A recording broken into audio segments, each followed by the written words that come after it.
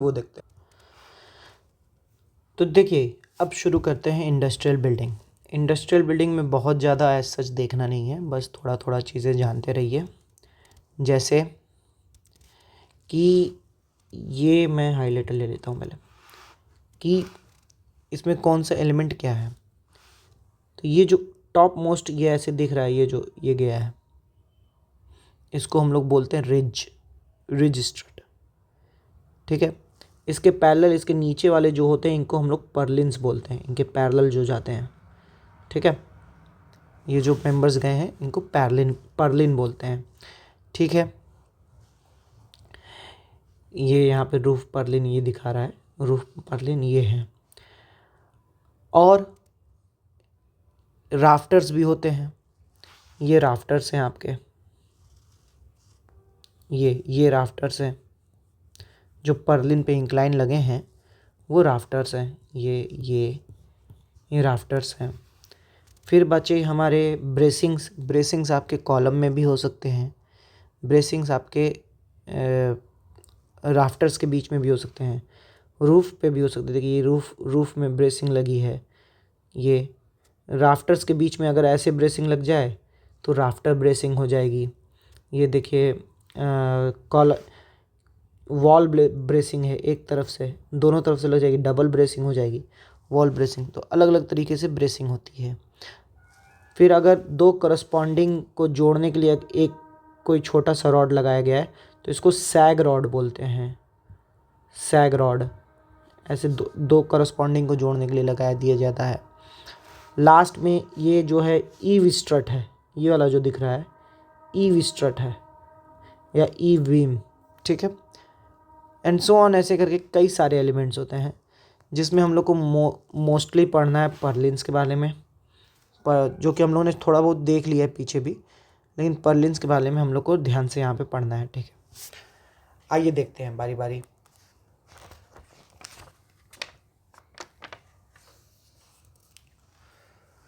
तो जितनी चीज़ें इम्पॉर्टेंट हैं वो मैं यहाँ बता दे रहा हूँ, उससे ज़्यादा ना पूछता है ना आपको जानने की ज़रूरत है।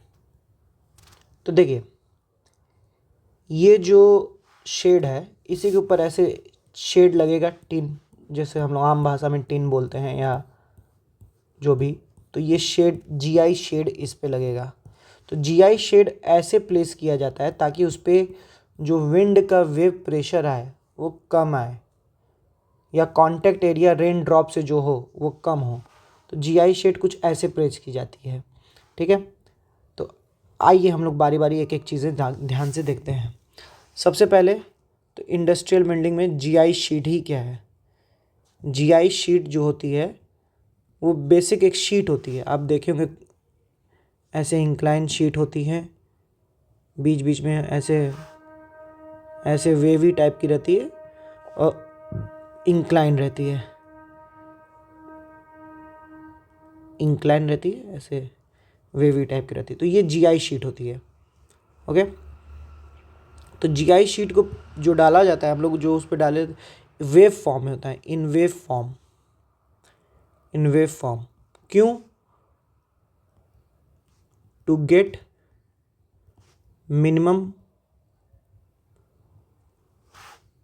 Contact with rain water, to get minimum contact with rain water. ठीक है, फिर बात करते हैं, जीआई शीट हो गया। नेक्स्ट है हमारा पर्लिन्स की बात कर लेते हैं कि पर्लिन्स इसमें क्या है। तो जो पर्लिन्स हैं वो राफ्टर के, ये जो राफ्टर दिख रहा है हम लोगों को, ये जो राफ्टर दिख रहा है इसके, ये राफ्टर, इसके ऊपर जो ये लगे हैं इनको पर्लिन्स बोलते हैं। पर्लिन्स राफ्टर और जीआई शीट को कनेक्ट करता है। फिगर बनाने की कोशिश करता हूँ मैं। अगर ये एक राफ्टर मेंबर है, ये राफ्टर मेंबर है, तो इसके ऊपर ऐसे एक पर्लिन गया है, दो राफ्टर मेंबर के ऊपर से ऐसे पर्लिन कनेक्ट होते जा रहा है, पर्लिन। तो इसके ऊपर जीआई शीट लगेगी, जीआई शीट इसके ऊपर लगेगी, पर्लिन के ऊपर। In this way Perlin works. ठीक है, तो अब पर्लिन्स इम्पॉर्टेंट, सबसे इम्पॉर्टेंट यहाँ पे पर्लिन है। पर्लिन सबसे इम्पॉर्टेंट है। कैसे?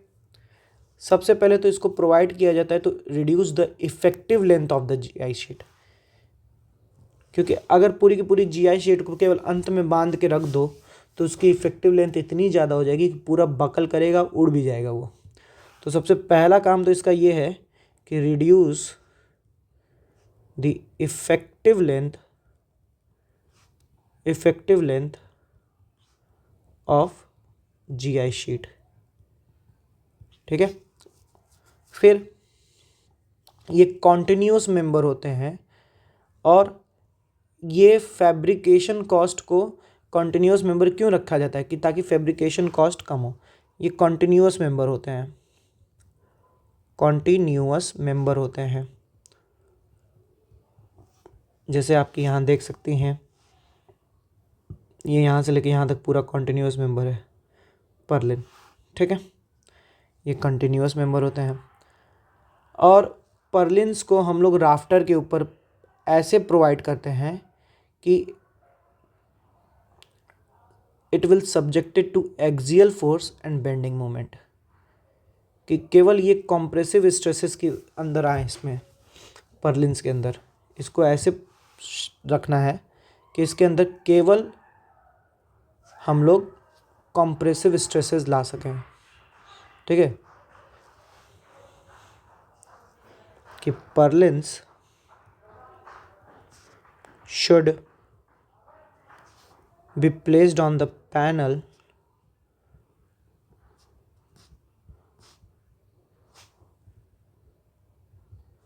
such that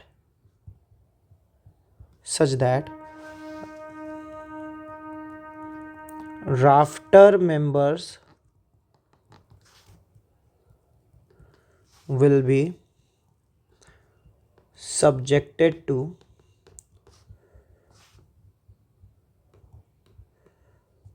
compressive stress। Rafter member will be subjected to compressive stress. अगर ऐसा नहीं हुआ तो क्या होगा, तो राफ्टर मेंबर में अगर ऐसा नहीं हुआ तो राफ्टर मेंबर में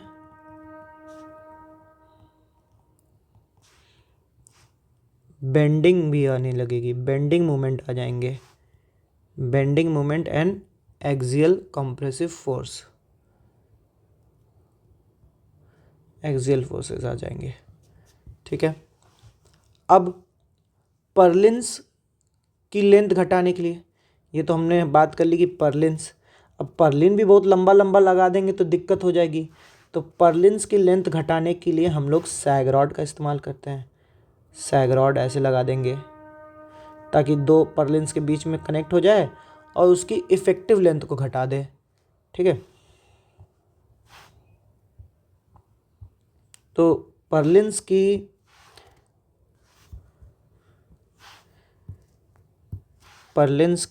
इफ़ेक्टिव लेंथ को घटाने के लिए सैग रॉड, तो sag rods are used to reduce the effective length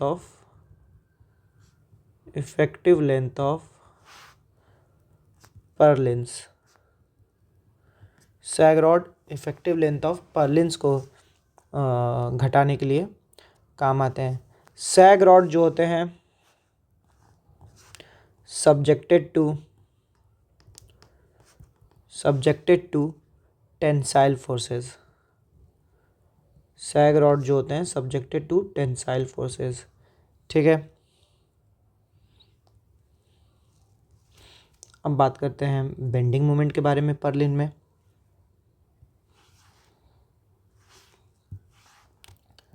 purlins में, फिर से पर्लिन्स, बीच में सैग रॉड थोड़ा शुरू हुआ था, तो पर्लिन्स में बेंडिंग मोमेंट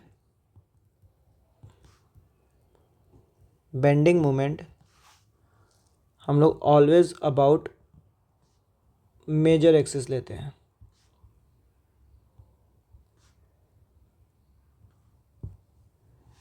और पर्लिन्स को ऐसे प्लेस किया जाता है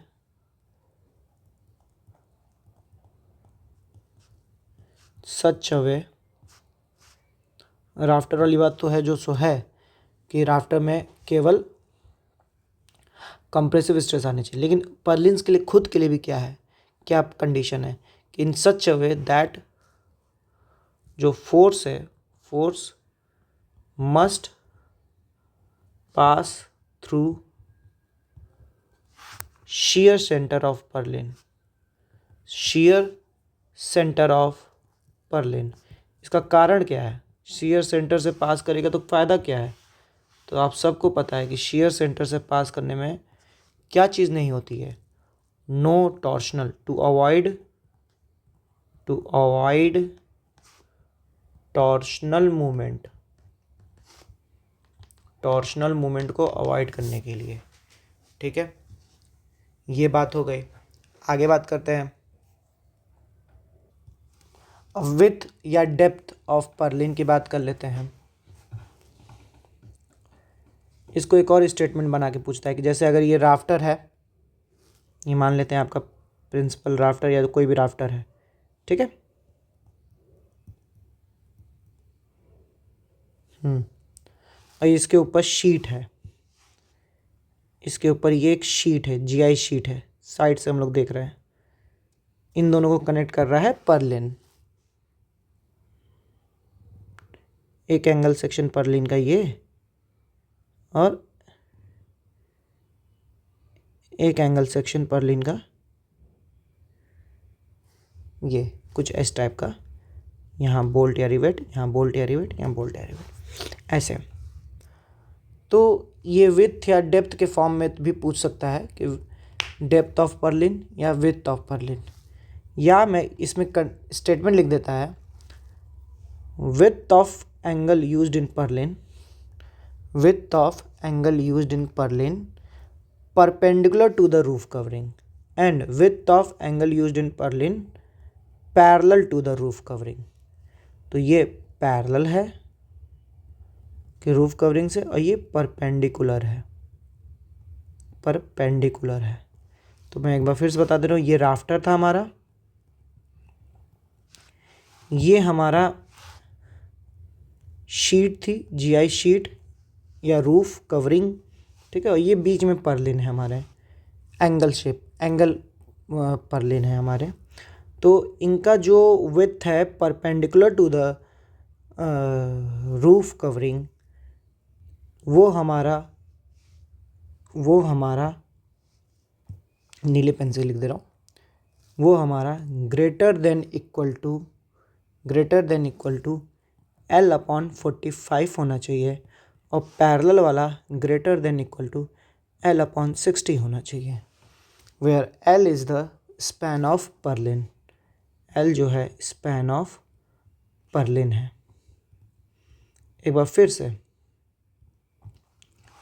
कि मैं स्टेटमेंट लिख दे रहा हूँ, width of angle Perlin, width of angle leg in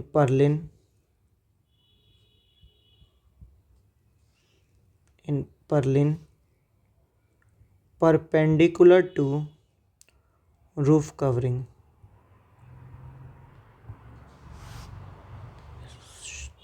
greater than equal to L/45 and width of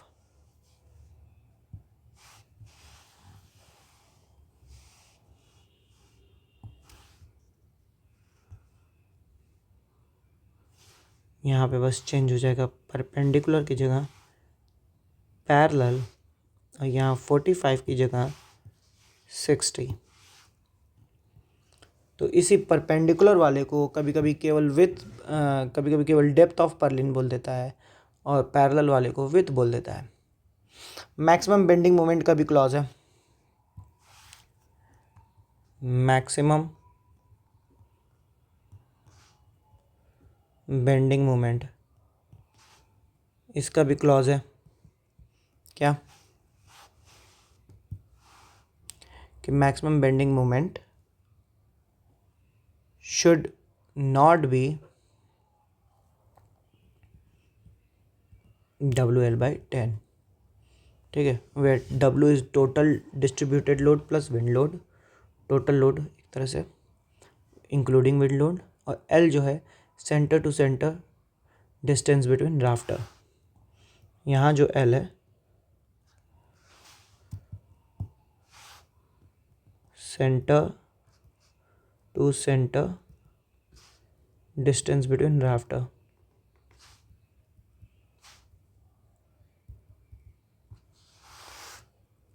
और W है टोटल लोड, ठीक है। ओके, हम लोगों ने जो बीम में डिफ्लेक्शन वाला लिमिट देखा था वहाँ पे परलिन्स और राफ्टर के लिए डिफ्लेक्शन लिमिट भी देखी थी।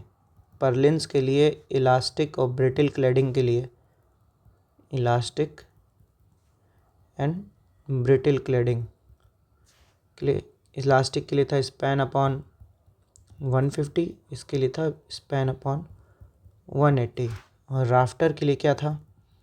राफ्टर के लिए था profiled metal sheeting, profiled metal sheeting, और दूसरा था प्लास्टर्ड शीटिंग।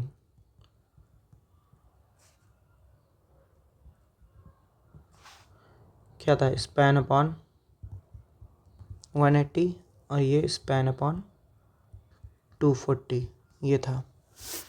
और भी कुछ चीज़ें हैं, बात कर लेते हैं फिर ख़त्म है। लोड कैलकुलेशन की भी बात कर लेते हैं।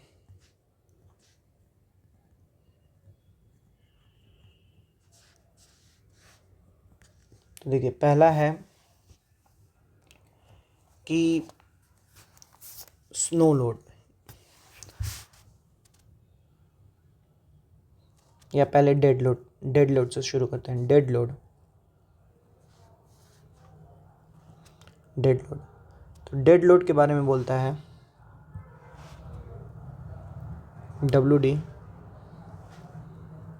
WD इज इक्वल टू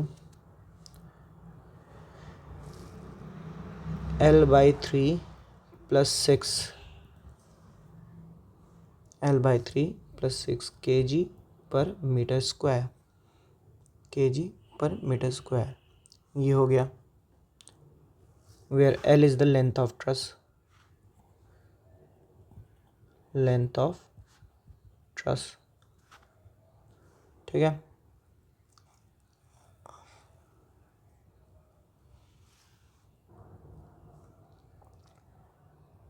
इसमें भी दो कंडीशन है, वो उतना पूछता नहीं है कि ट्रस की स्पेसिंग जो हो, स्पेसिंग 4 मीटर तक की हो, अप टू 4 मीटर, और पिच ऑफ ट्रस जो हो 1:4 हो।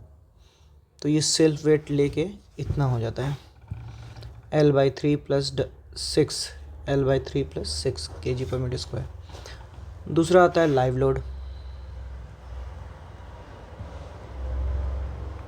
लाइव लोड भी डिपेंड करता है आपके स्लोप ऑफ ट्रस पे, स्लोप ऑफ ट्रस पे, दैट इज थीटा, ठीक है। तो थीटा अगर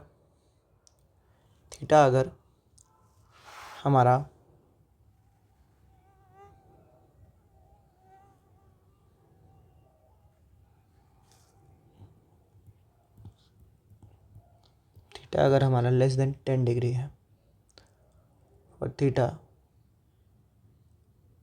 लेस देन हमारा 10 डिग्री है, तब इन दैट केस दो कंडीशन, एक्सेस प्रोवाइडेड, मतलब छत पे जाने का एक्सेस प्रोवाइडेड है, एक्सेस नॉट प्रोवाइडेड, एक्सेस नहीं प्रोवाइडेड। ऐसे केस में WL equal to 1.5 kilo newton per metre square, और ऐसे केस में WL equal to 0.75 kilo newton per metre square. लेकिन अगर थीटा अब ज़्यादा हो गया, ये तो केस फर्स्ट था, अगर थीटा ग्रेटर देन 10 डिग्री हो गया तब क्या? तब वैसे केस में लाइव लोड हो जाता है हमारा, लाइव लोड WL बोल लो, 0.75 minus theta minus 10 degree into 0.02, यहाँ से ये फॉर्मूला बन के आ जाता है। अब आपका थीटा 10 से कितना ज़्यादा है वो आप रखेंगे, आंसर पाएंगे। लेकिन लाइव लोड किसी भी हाल में 0.4 kilo newton per metre square से कम नहीं होना चाहिए। और विंड लोड हुआ, स्नो लोड हुआ, इन सब का डायरेक्शन हमेशा परपेंडिकुलर होता है, ठीक है। और तीसरा है स्नो लोड। स्नो लोड तो अप टू पिच या अप टू स्लोप 50 डिग्री तक के लिए, अप टू स्लोप 50 डिग्री तक के लिए स्नो लोड जो है, इसको WS से दिखा दे रहा हूँ, ये है 2.5 न्यूटन पर मीटर स्क्वायर पर mm ऑफ स्नो। लेकिन अगर 50 डिग्री से ज़्यादा हो गया, स्लोप जो है 50 डिग्री से ज़्यादा हो गया, तो स्नो लोड को इग्नोर कर देते हैं, नेग्लेक्टेड। और लास्ट टॉपिक हमारा इंडस्ट्रियल बिल्डिंग से रिलेटेड, कि रूफ ट्रस से रिलेटेड कुछ चीज़ें, रूफ ट्रस से रिलेटेड कुछ चीज़ें देखते हैं बारी बारी।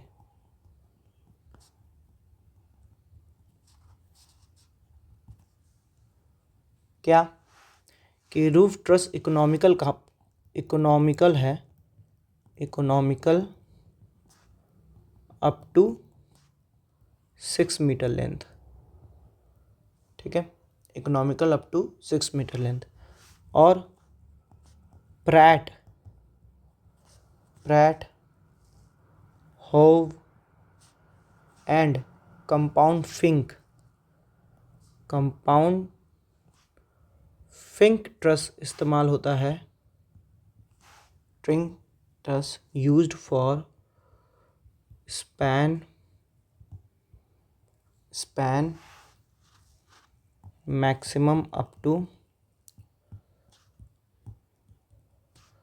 30 मीटर, ठीक है। पिच ऑफ ट्रस की बात करें, पिच ऑफ ट्रस मतलब एक तरह से राइज अपॉन स्पैन की बात करें, तो वो कितना होना चाहिए? 1/4 से 1/6, ताकि प्रॉपर ड्रेनेज हो सके। आगे बात करें spacing of roof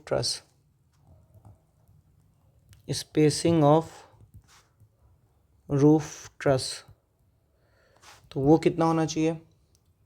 1/3 to 1/5 of span, इतना होना चाहिए। Next, roof truss generally light members होते हैं और इनके लिए एंगल सेक्शंस सबसे प्रेफरेबल होते हैं, ठीक है, लाइट मेंबर होते हैं ये और मोस्ट प्रेफरेबल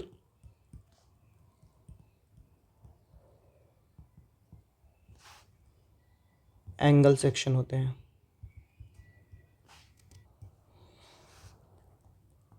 डबल एंगल भी इस्तेमाल कर सकते हैं, double angle section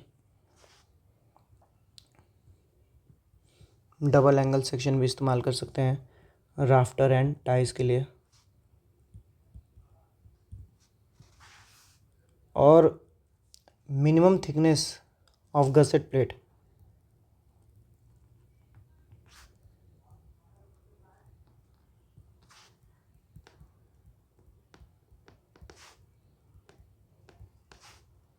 six mm होना चाहिए।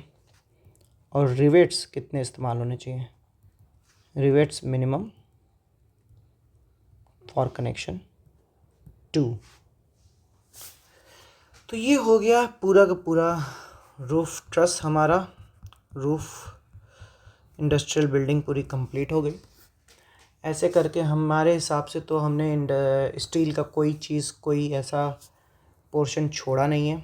अगर आपको कोई चीज़ ऐसी लगे जो नहीं कवर है तो मुझे बताएंगे। बाकी मेरे सारे बाकी लेक्चर्स भी देखिए, शॉर्ट्स देखिएगा। एसएससी आ रहा है अब करीब, तो मैं ज़्यादा शॉर्ट्स अपलोड करूँगा जिससे क्विक रिवीजन हो सके और ऐसे हम लोग आगे बढ़ेंगे। तो स्टील स्ट्रक्चर हमारा फाइनली ख़त्म हो गया। इसमें मेरे हिसाब से अब कुछ नहीं बचा है। तो थैंक यू यहाँ तक मेरे से जुड़ने के लिए। आगे भी वीडियोस आपको मिलती रहेंगी। अपने फीडबैक मेरे साथ ज़रूर बांटें जिससे मुझे पता चले कि मैं सही कर रहा हूँ कि गलत कर रहा हूँ। Thank you. मिलते हैं अगले वीडियो में।